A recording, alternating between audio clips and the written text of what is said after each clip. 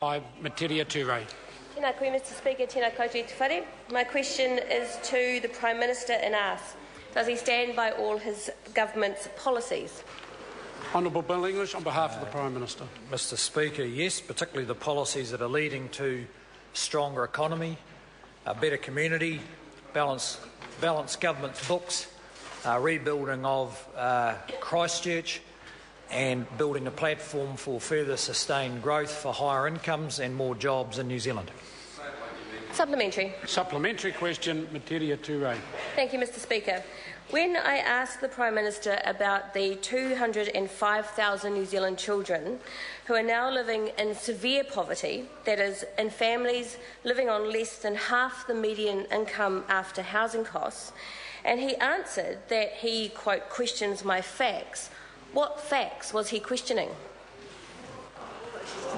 Honourable Bill English on behalf of the Prime Minister. He is questioning just the shift that we've seen from that member, where the number used to be 270,000.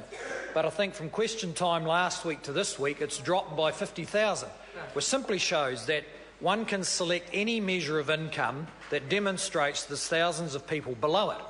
What the Prime Minister does stand by is the persistent and increasingly successful effort by this government to address the worst aspects of long-term hardship and dependency. These are complex intergenerational problems, and this government has done more than any previous government to address them directly in a way that may lead to sustained solutions. Supplementary. Supplementary question, Metiria Turei. So is the Prime Minister saying he disagrees with the finding in the Household Income Survey at table F5 on page 135 that says that 205,000 New Zealand children are now living on less than 50% of the median wage after housing costs? Facts. Honourable Bill English on behalf of the Prime Minister. Mr Speaker, I think the Prime Minister would accept that there's any number of official measures of what income level a household lives on and how many thousand people there are below it. What the Prime Minister finds difficult to understand is the member's very strong focus on measuring the problem, with almost no suggestions about how to deal with long-term hardship, persistent deprivation and long-term welfare dependency. This government is producing an increasingly complex, assertive and successful set of policies. For instance, the investment approach in welfare, which is mobilising more government support for our beneficiary population than has ever occurred in the past, and I invite the member to support those efforts rather than spend all her time measuring the problem yet again. Supplementary. Order. Supplementary question, Metiria Turei. Thank you, Mr Speaker. So does the Prime Minister agree with the findings in the Household Income Survey, also on table F5 of page 135, that under his watch, since the 6 years he's been Prime Minister, there are now 35,000 more children living in severe poverty on less than 50% of the median wage after housing costs than before he took office? Honourable Bill English on behalf of the Prime Minister. Well, Mr Speaker, it simply shows the limitations of this endless remeasurement of the problem. And the Prime Minister's response would be, for instance, there are 30,000 less children in benefit-dependent households now than there were 5 years ago. But whatever numbers you use, this government's interest is in which children, in which household, in which community, and what measures are we specifically taking to work with those children in their household, in their community. And we're increasingly able to do that. Supplementary. Supplementary question, Metiria Turei. Thank you, Mr Speaker.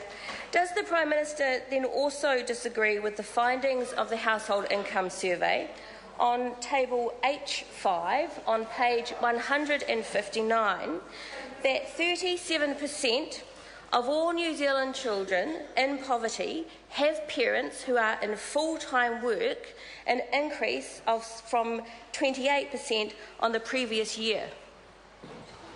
Honourable Bill English on behalf of the Prime Minister. I can only repeat my previous answer. We can debate forth and back any number of measures. overall, the measures show that there is no increase in inequality in New Zealand in the last 15 years or so. It's flat. And in fact, the most recent stats show it's falling. But in any case, the real question is, what are we doing about particular children and particular families with the particular challenges that they have? And increasingly, this government is addressing those problems at an individualised level, backed up with smart policy and sometimes more funding where that's required. And we invite the member to move on from 58 different ways of measuring it. The government employs an army of people who can measure the problems, and join those, like this government, who are trying to find sustainable solutions for people who need them.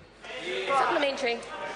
Supplementary question, Metiria Turei. Thank you, Mr Speaker. Seeing as the Prime Minister won't engage with the facts from his own official data, will he commit to watching the Nigel Latta documentary, the Nigel Latta documentary,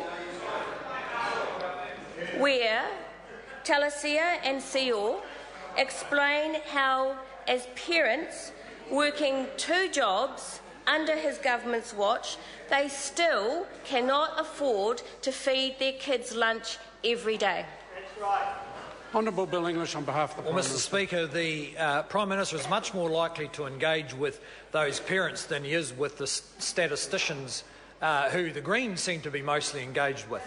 The fact is that the official data shows that in most of the dimensions that enable people to get out of poverty, we are now making progress person by person. The number in long-term welfare dependency is dropping. The number of young people going through our courts is down 25% in the last 3 years. The rate of prison reoffending is dropping. The rate of educational achievement is rising. The rate of immunisation is rising. Mr Speaker, on any number of measures, New Zealand is making progress because we are addressing particular families, particular children in their communities, and supporting them to get out of the cycle of dependency perpetuated by the kinds of ideas that that party peddles. Supplementary. Point of order, sir. Point of order. Order. Sorry, Point sir. of order, Metiria Turei. Thank you, Mr Speaker. My question was very specific. Will he commit to watching the documentary where these families describe their circumstances as the working poor? Order. Can I ask the member to go back and have a look at her question? Her question started with the words, seeing the Prime Minister won't engage with the facts, etc. And the Minister answering on behalf of the Prime Minister immediately said the Prime Minister would rather engage with the people who have the problem rather than engaging with statisticians. He addressed that part of the problem. As I've frequently said to the member, if you have a specific question, ask it and I can help. Supplementary question, Metiria Turei. Thank you, Mr Speaker.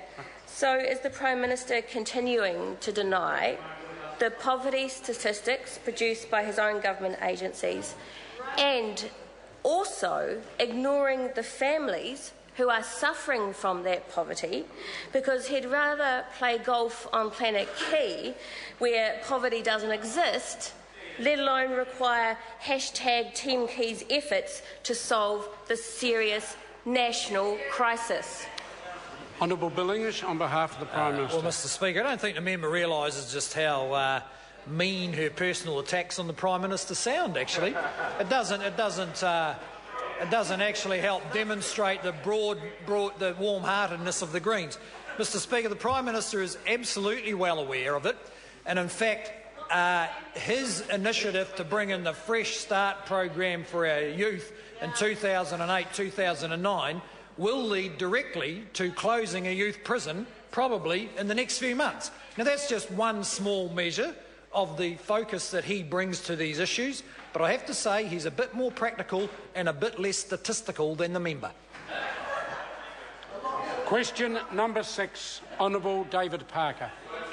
Thank you, Mr Speaker. My question is to the Minister of Finance.